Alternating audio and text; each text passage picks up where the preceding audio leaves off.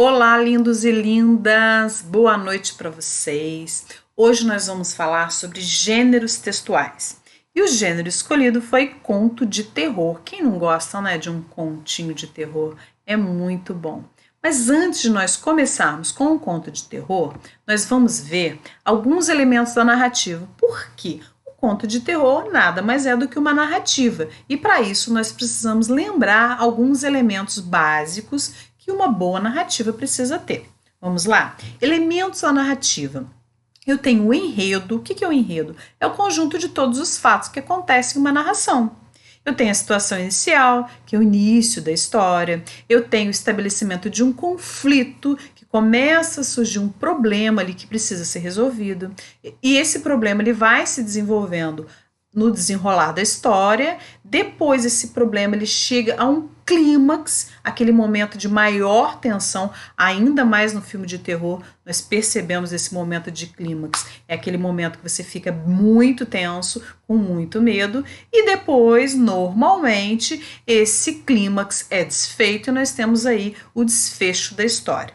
Às vezes, os contos de terror, assim como os filmes de terror e como os contos de suspense, essa história ela deixa uma brecha para ser continuada. Por isso que nós temos aí muitos filmes que tem 1, 2, 3, porque eles continuam. Assim, os contos também, às vezes, eles deixam uma brechazinha para eles poderem ser continuados. Alguns eles conseguem fechar mesmo aquele conto, tá bom?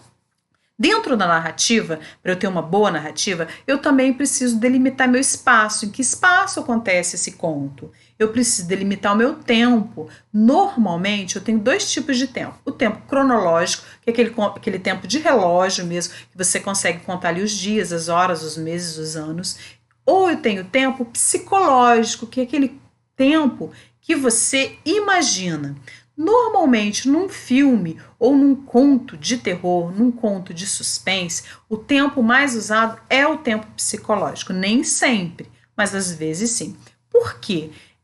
Em um bom conto de suspense, o tempo ele é meio confuso, você não sabe se está no início, se está no meio, se aquela pessoa já morreu ou se ela está apenas se lembrando de fatos. Então é aquele tempo meio confuso na cabeça do leitor, justamente para criar esse clima de tensão no leitor, ok? Mas existem contos de terror que também usam aí o tempo cronológico sem problema, ok?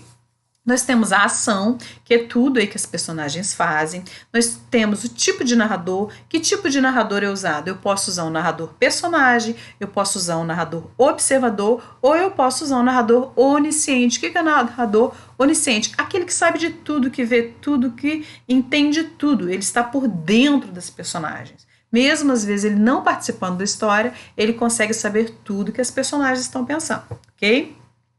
Nós temos também os tipos de personagens, que podem ser protagonistas, antagonistas, secundários, ok? E por último aí nós temos o tipo de discurso. Que tipo de discurso eu vou usar na minha narrativa? Eu posso usar um discurso direto, em que a personagem fala diretamente. Eu posso usar o discurso indireto, que alguém fala o que a personagem disse. E eu tenho aí o indireto livre também, que ele mistura os dois tipos de discursos anteriores. Beleza? Então vamos agora para o nosso conto de terror. Quais são as principais características de um conto de terror? Um conto de terror, ele tem uma narração breve, porque é um conto, nós já sabemos que o conto ele é bem curto, tá? Com eventos aí imaginários, apresenta um grupo reduzido de personagens, por ser curto, nós já sabemos que não conseguimos colocar muitos personagens em um conto. O terror, por sua vez, é um sentimento mais intenso de medo, tá? O conto de terror, ele tenta causar mais medo no leitor, tá? Em que o indivíduo já não consegue pensar de forma racional. Tem pessoas que conseguem ficar tão nervosas que ele fica desesperado, ok? E o terror pode criar aí calafrios, paralisia muscular, entre outras coisas. Dependendo do leitor, ele consegue ficar bem nervoso com um conto aí, assim como um filme de terror, ok? Nós temos aí então, hoje nós vamos ler para vocês As Flores da Morte, que é um conto bem pequenininho de terror. Vamos lá. Conta-se que uma moça estava muito doente e que teve que ser internada em hospital. Desenganada pelos médicos, a família não queria que a moça soubesse que iria morrer. Todos os seus amigos sabiam, menos ela.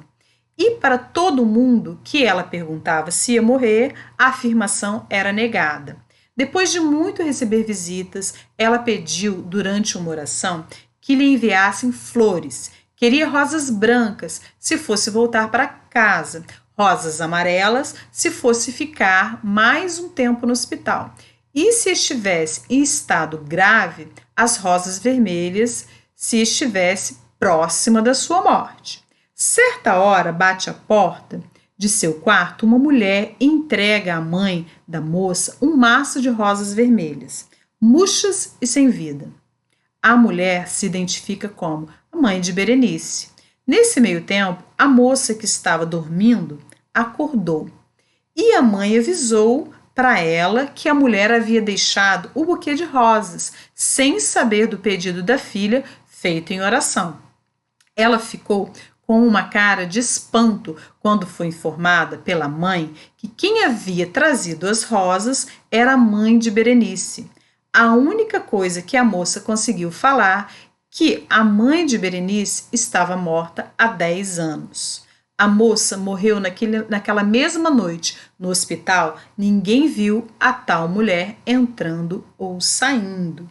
Então, nós temos aí um pequeno conto de terror que vai mostrar realmente essa situação de medo, de desespero. Uma pessoa está ali no hospital esperando uma notícia boa, mas ela já estava cansada de as pessoas falarem, né, que ela estava bem, então ela pediu em oração que trouxesse ali uma luz no fim do túnel para ela. Só que quem veio trazer as flores era uma mulher que já havia morrido, que a mãe de Berenice já havia morrido.